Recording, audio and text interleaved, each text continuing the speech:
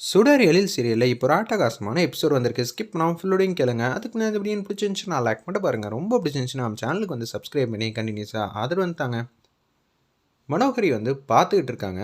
வெள்ளி அவங்க வந்து சுடர் ஃபோட்டோவும் எழில் ஃபோட்டோவும் ஒன்றா கட்டி பிடிச்சிட்டு இருக்க மாதிரி ஒரு ஃபோட்டோ வந்து பார்த்துட்டு உச்சக்கட்ட கோவம் வந்து அடையிறாங்க. நான் இருக்க வேண்டிய வாழ்க்கையில் எனக்கு முன்னாடி நீ மிந்திக்கிட்ட, இல்லாட்டி நான் தான் எழில வந்து கல்யாணம் பண்ணிட்டு இவ்வளோ பெரிய கம்பீரமான வாழ்க்கை வந்து எனக்கு தான் கிடச்சிருக்கும். ஆனால் உன்னை இந்த ஃபோட்டோவில் கூட இருக்க விடக்கூடாது. இப்போ பார், இன்னும் கொஞ்சம் நேரத்தில் நீ எழிலோட மனசில் வேணால் இருக்கலாம். ஆனால் இந்த வீட்டில் யாரும் உன்னை பார்க்கக்கூட முடியாத அளவுக்கு நான் உன்னை தூக்கி எறிய வைக்கிறேன் அப்படின்னு சொல்லி மனோகரி வந்து கேவலமாக வந்து திங்க் பண்ணிகிட்டு இருக்காங்க. எழில் வராங்கன்னு தெரிஞ்சோன்னே அந்த ஃபோட்டோவை அப்படியே கீழே எடுத்து வைக்கிறாங்க. ஒரு பக்கம் மனோகரி, எழில் நடந்ததெல்லாம் கேள்விப்பட்டேன், ஏன் அதெல்லாம் இருக்கட்டும், எதுக்கு காலங்காத்தால் வந்த, அதுதான் சொன்னேன்லப்பா, குழந்தைங்களாம் அந்த மாதிரி பிரச்சனை ஆயிடுச்சு போயிட்டாங்கன்னு கேள்விப்பட்டப்ப எனக்கு ரொம்ப கஷ்டமாக இருந்துச்சு. உன்னை விட்டுட்டு போகிற அளவுக்கு குழந்தைங்களுக்கு அப்படி என்ன மன கஷ்டம் இருக்குது? நான் சொன்னா நீ கேட்பியா இல்லையான்னு தெரியல. நீ பழசெல்லாம் வந்து மறக்கணும். ஆனால் மறக்க முடியாத அளவு தான் உன் வாழ்க்கையில் ஒரு நிகழ்வு வந்து நடந்திருக்கு. இருந்தாலும் பாஸ்ட் இஸ் பாஸ்ட் இல்லையா? கடந்து போகணும் தானே. கடந்து போகணுமா? அது எப்படி கடந்து போக முடியும்? சில பேருக்கு இந்த மாதிரி ஒரு விஷயம் நடந்துச்சுன்னா வீட்டை மாற்றுவாங்க, இல்லாட்டி ஊரை மாற்றுவாங்க. அது மாதிரி சில பல விஷயத்தெல்லாம் பண்ணுவாங்க. நீ என்னை வீட்டை வந்து தாண்டி வந்து போக சொல்கிறியா? வேற ஊருக்கு போக சொல்கிறியா? அதெல்லாம் இல்லைப்பா. குழந்தைங்களுக்கு இன்னமும் அம்மா மேலே அட்ராக்டிவ், பாசம், அன்பு, கருணை எல்லாமே வந்து அளவுக்கு அதிகமாக இருக்குது. நான் அம்மா இப்போ இருந்திருந்தா எப்படியெல்லாம் நம்மளை பார்த்துருப்பாங்கன்னு ஏங்கிக்கிட்டு இருக்காங்க. இதுதான் உண்மை, சத்தியம். நீ என்ன சொல்கிற? மேபி இருக்கலாங்கிற மாதிரி தான் எழில் வந்து பேச்ச ஆரம்பிக்கிறாங்க அந்த இடத்துல. நீங்கள் சொல்கிற மாதிரி அப்படியே இருந்தால் கூட என்ன செய்ய முடியும்? குழந்தைங்க மனசுலேருந்து இருக்கிற அம்மா பாசத்தை எடுக்க முடியுமா? அம்மா பாசத்தை குழந்தைங்களுக்கு மேலேருந்து எடுக்க முடியாது. அது ரொம்ப கஷ்டம். இப்போ ஒன்றையும் இந்துமதியும் கம்பேரிசன் பண்ணுறாங்க குழந்தைங்க. எப்போதும் வந்து அம்மா போல் எந்த தகப்பனாலையும் பார்த்துக்க முடியாது. அது ஒரு மிகப்பெரிய இழப்பு. அவங்களுக்கு ஏன் இந்த எண்ணம் தோணிக்கிட்டே இருக்குது உனக்கு தெரியுமா? ரியலைஸ் பண்ணி பார்த்தியா? எனக்கு புரியலையே. இந்த வீட்டில் இருக்கிற இந்துமதியோட ஃபோட்டோ எதுவுமே வந்து கண் பார்வையில் வந்து வைக்காத. அப்படி வைக்காமல் ஒளிச்சு வச்சா மட்டும்தான் அவங்க கொஞ்சம் கொஞ்சமாக தேறி வருவாங்க. நான் சொன்னதை முதல்ல கேளு. அதெல்லாம் முடியாது. அவள் என் மூச்சு காத்திலே கலந்துருப்பா. அதை வந்து எப்படி வந்து உன்னால் போக வைக்க முடியும் அப்படின்னு சொல்லும்போது, இந்த ஃபோட்டோவில் வேணால் கூடிய சீக்கிரம் வந்து எடுக்கலாம் போல இருக்கு. எழிலோட மனசுலேருந்து எப்படி எடுக்க முடியும்? ஒன்றும் புரியலங்கிற மாதிரி தடுமாற்றத்தோடு யோசிக்கிறாங்க அந்த இடத்துல நம்ம மனோகரி. சோகமாக வந்து போகிறாங்க. குழந்தைங்களுக்கு வந்து பாட்டி அன்பா பாசமாக ஏதோ குடிக்கிறதுக்கு சூடாக ஏதோ கொடுத்துருக்காங்க. எனக்கெல்லாம் ஒன்று வேணான்னு அஞ்சலி பாப்பா, காவியா எல்லாம் பேசுகிறாங்க. பாட்டி வந்து கேட்குறாங்க, தயவு செஞ்சு நீங்கள் 2 பேரும் குடிக்கலாமே. கவின், அபி அவங்களையும் நான் குடிக்க வைக்கிறேன் பாட்டி, நீங்கள் போங்கன்னு சொல்லும்போது அஞ்சலி பாப்பா வந்து மாடிப்படியில் இருக்கக்கூடிய நம்ம இந்துமதி ஃபோட்டோ வந்து பார்க்குறாங்க. ரொம்ப எமோஷனலாக வந்து ஃபீல் பண்ணி அழுகுறாங்க. மாடியிலேருந்து இது எல்லாத்தையும் வந்து நம்ம எழில் வந்து பார்க்குறாப்புல பின்னாடியே வராங்க. அம்மா நீ மட்டும் இருந்திருந்தா எங்கள் வாழ்க்கை எவ்வளோ சூப்பராக இருந்திருக்கும்.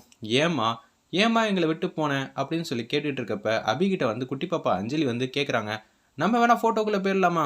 நம்ம ஃபோட்டோக்குள்ளேயும் போக முடியாது. அதே சந்தர்ப்பத்தில் அம்மாவும் இங்கே நிரந்தரமாக வர முடியாது. வேணா அம்மா வந்து கனவுல வருவாங்க. கனவுல வந்து எனக்கு முத்தம் கொடுத்தாங்க தெரியுமா? அது மாதிரி கனவு வராதான் தான் நான் டெய்லியும் வந்து நினச்சிக்கிட்டு இருக்கேங்கிற மாதிரி ரொம்ப ஃபீலிங்காக வந்து பேசுகிறாங்க நம்ம கவின் அந்த இடத்துல. இது எல்லாத்தையும் கேட்ட எழில் வந்து மனசு உடைஞ்சு போயிட்டாங்க. மனோகரி சொல்கிற மாதிரி செய்யலாமா அப்படின்னு சொல்லும்போது, எனக்கு இந்த வீட்லேயே இருக்க பிடிக்கலம்மா. நாங்கள் அதுக்கு தான் நீங்கள் இருந்த இடத்துல கொடைக்கானல் இருக்கிற ஆசிரமத்துக்கு தான் போகலான்னு பார்த்தோம். கடைசியில் போகாத அளவுக்கு எங்களை இங்கே திருப்பியும் கூட்டிகிட்டு வந்துட்டாங்க. தயவு செஞ்சுமா எங்களை இங்கேருந்து கூட்டிகிட்டு போகிறீங்களா அப்படின்னு சொல்லும்போது பாட்டி இதெல்லாம் கேட்டுட்டாங்க. என்னப்பா எழில், அபி நீங்களும் இப்படி பேசிகிட்டு இருக்கீங்க? உங்களுக்கு நாங்கள் இருக்கோம்ப்பா, எங்களுக்கு நீங்கள் மட்டும் தானப்பா இருக்கீங்க. இப்படியெல்லாம் பேசலாமான்னு சொல்லி வருத்தப்பட்டு பேசிட்டு அப்படியே குழந்தைங்களை வந்து கூட்டிகிட்டு போகும்போது மாடிப்படியிலேருந்து இறங்கி வராங்க. அவங்கெல்லாம் போனதுக்கப்புறம் நம்ம எழில் இந்த ஃபோட்டோ எடுக்கிறது மிகப்பெரிய பாவம் தான், இது எல்லாமே புரியுது. ஆனால் குழந்தைங்களுக்காக மனசை கல்லாக்கிட்டு இந்த ஃபோட்டோ வந்து எடுக்கிறாங்க. அந்த இடத்துல நம்ம எழில் தப்பு பண்ணுறாங்க. எல்லா ஃபோட்டோவும் அவரோட கட்டில் கடியில் வந்து வச்சுக்கிட்டு இருக்காங்க. குழந்தைங்க ரூம்குள்ளே வராங்க. குழந்தைங்க இப்போ பாட்டி ரூமில் இருக்கிறனால இப்போ இருக்கிற இந்த ஃபோட்டோ எல்லாத்தையும் எடுத்துருவான். நான் மிகப்பெரிய பாவம் பண்ணுறேன், இது எல்லாமே எனக்கு புரியுது. ஆனால் நான் இப்போ தகப்பனா யோசிக்க வேண்டிய கடமை இருக்குது. நான் வந்து தவறான முடிவு எடுக்கலாம், இல்லை சரியான முடிவு எடுக்கலாம். ஆனால் குழந்தைங்களோட ஃப்யூச்சருக்காக தான் இது மாதிரி முடிவு எடுத்தேன். என்னை மன்னிச்சிரு. நீ இந்த வீடு ஃபுல்லாக நிறைஞ்சிருக்க, ஆனால் குழந்தைங்க உன்னோட ஞாபகார்த்தமாக இருந்தாங்கன்னா சரி வராதுல. உனக்காக ஃபீல் பண்ணி ஏக்கப்பட்டு ரொம்ப அழுகுறாங்க. ஒன்றையும் என்னையும் கம்பேர் பண்ணுறாங்க. நிச்சயம் உன் அளவுக்கு என்னால் குழந்தைங்கள பார்த்துக்கவே முடியாது. இது எல்லாம் சத்தியமான உண்மை. ஆனால் இப்போ ரியாலிட்டியை பொறுத்து பார்த்தா நான் தான் இங்கே இருக்கேன், நீ இல்லை. உன்னையே பார்த்துட்டு இருந்தாங்கன்னா எனக்கும் குழந்தைங்களுக்கும் உள்ள டிஸ்டன்ஸ் இடைவெளி ரொம்ப அதிகமாக போகிறதுனால நான் என்ன பண்ண முடியும், எதுவும் சொல்கிறதுக்கு இல்லை, அதனால தான் ஃபோட்டோலாம் எடுக்கிறேன்னு சொல்லி எல்லா ஃபோட்டோவும் எடுத்து திருப்பியும் வந்து மிச்ச ஃபோட்டோயும் கட்டில் கடியில் எடுத்து வச்சிடுறாங்க. ரூம்குள்ளே கேஷுவலாக வந்து வராங்க. இங்கேருந்து அம்மா ஃபோட்டோ யார் எடுத்ததுங்கிற மாதிரி அந்த இடத்துல வந்து 4 குழந்தைங்களும் வந்து சத்தம் போடுறாங்க. ஒன்றை வந்து என்னப்பா ஆச்சுன்னு சொல்லி கேட்க வராங்க நம்ம பாட்டி. பாருங்களேன், இங்கே இருக்கிற ஃபோட்டோலாம் எதுவுமே இல்லவே இல்லை, நான் என்ன சொல்கிறதுன்னு தெரிலங்கிற மாதிரி ஃபீலிங்காக வந்து பேசுகிறாங்க. அந்த இடத்துல நம்ம அபிலேருந்து எல்லாரும் யார் எடுத்தது, செல்வி இங்கே வாமா அப்படின்னு சொல்லி வீட்டு வேலைக்காரன் அம்மா வந்து கூப்பிட்றாங்க. இங்கே இருந்த ஃபோட்டோவெல்லாம் நீ எடுத்தியா, நான் எதுவும் எடுக்கவே இல்லை அப்படின்னு அவங்களும் பேசுகிறாங்க. முதல்ல ராமையாவை போய் கூட்டிகிட்டு வாங்க கார் டிரைவரை, அவங்க எதுவும் எடுத்துருக்க போகிறாங்க, ஏமா அவங்கெல்லாம் எடுக்க போகிறாங்கன்னு சொல்லும்போது ஒரு பக்கம் எழில் வந்து கேஷுவலாக ரூம்குள்ளே வந்து வராங்க. டேடி, அம்மாவோட ஃபோட்டோ வந்து காணும், நீ பார்த்தியாப்பா, எனக்கு எங்கள் அம்மாவோட ஞாபகார்த்தத்துக்கு இருக்கிறப்ப இந்த ஃபோட்டோவை பார்த்து தான் ஃபீல் பண்ணுவோம், தயவு செஞ்சுப்பா அப்படின்னு சொல்லி கெஞ்சுறாங்க. அந்த இடத்துல நம்ம கவின் வந்து ஃபீலிங்காக வந்து பேசிகிட்டு இருக்கப்ப எதுவுமே எழில் வந்து சொல்லாமல் அமைதியாக வந்து நிற்கிறாங்க. என்னப்பா குழந்தைங்க வந்து இவ்வளோ ஃபீலிங்காக வந்து பேசிகிட்டு இருக்காங்க, ராமியா வந்து விசாரிக்கிறதுக்காக போகிறாங்க, இந்துமதியோட ஃபோட்டோவை யாருப்பா இங்கேருந்து எடுத்தது, எனக்கு ஒன்றுமே புரியலையே. அம்மா, நான் தான் எடுத்தேன் அப்படின்னு சொல்லி அவங்க அம்மாட்ட வந்து பேசுகிறாங்க. எழிலே, நீங்கள் எடுத்தீங்களா, நீங்கள் எதுக்கு எடுத்தீங்க, இனிமேட்டு நான் வச்சது தான் சட்டம், இங்கே இனிமேட்டு அந்த ஃபோட்டோ எதுவுமே இருக்கக்கூடாது.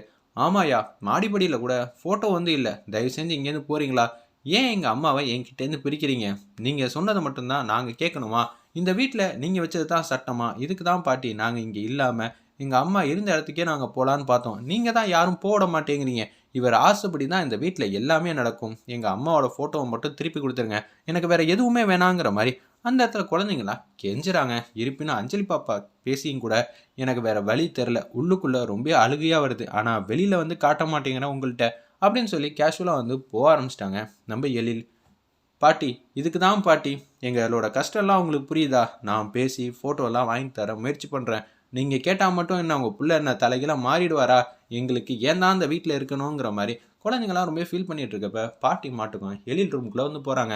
எழில், நீ பண்ணுறது கொஞ்சமாவது லாஜிக்கா, இப்போ எதுக்கு நீ இந்துமதியோட ஃபோட்டோ வந்து எடுத்த, குழந்தைங்களாம் ரொம்ப பாவமாக இல்லை, என்னப்பா ஓ ரூம்லேயும் எந்த இந்துமதி ஃபோட்டோவும் இல்லை, ஒரே ஒரு ஃபோட்டோ தான் இருக்குது, அந்த ஃபோட்டோவை என்னால் கழட்டுறதுக்கு எனக்கு சக்தி இல்லை, அதனால தாம்மா எடுக்கலை அப்படின்னு சொல்லிடுறாங்க. அந்த இடத்துல எதுக்காக எடுத்த, குழந்தைங்களா பிஞ்சு மனசுப்பா, ஏற்கனவே ஒன்றை பிடிக்காம தான் இந்த வீட்டை விட்டு போனால் போதுங்கிற மாதிரி குழந்தைங்களாம் வீட்டை விட்டு போனாங்க. திருப்பி வரத்துக்குள்ளே எவ்வளோ பாடாயிடுச்சு, நீ எவ்வளோலாம் துடிச்ச, நீ குழந்தை மேலே அன்பு பாசம்லாம் வச்சுருக்கேன்னு எங்களுக்கு நல்லாவே தெரியும், ஆனால் ஏன்ப்பா அப்படி மாதிரி செஞ்சோன்னே வேறு வழி இல்லைப்பா, நான் குழந்தைங்களுக்கும் அம்மாவுக்கும் உள்ள கனெக்டிவிட்டி வந்து போக வச்சா மட்டும்தான் அவங்க கொஞ்சமாவது நார்மல் லைஃப்க்கு வருவாங்க, இல்லாட்டி இந்துமதின்னு கம்பேரிசன் பண்ணி எனக்கும் குழந்தைங்களுக்கும் பிரிவு வந்து அதிகமாகிட்டே போகும். அதனால தான் இந்த விஷயத்தை நீயே சொல்லலாம்ல, நான் சொன்னால் புரிஞ்சிக்கக்கூடிய மனநிலைமையில் யாரும் இல்லை, அபி, கவின், காவியா, அஞ்சலி பாப்பா யாரையும் அது புரிய வைக்க முடியாது, அதனால் நீங்களும் இதெல்லாம் வெளிக்காட்டாதீங்க, பாசத்தை உள்ளேயே வச்சுக்கிட்டு இருப்பா,